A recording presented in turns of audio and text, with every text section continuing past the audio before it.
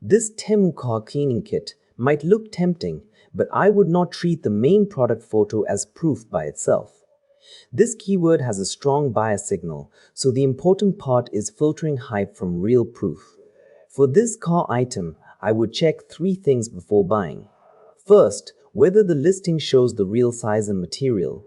Second, whether buyer photos match the promise.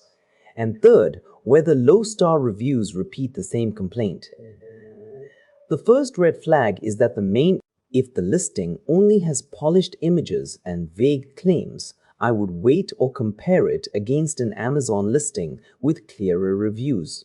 My verdict is better than expected, but only after checking real buyer photos first. Based on the listing and review signals, not a hands-on test, I would only buy it if the product page clears those checks. Comment your country and the next Temu product you want checked, and I will run the same buyer research filter before you waste money.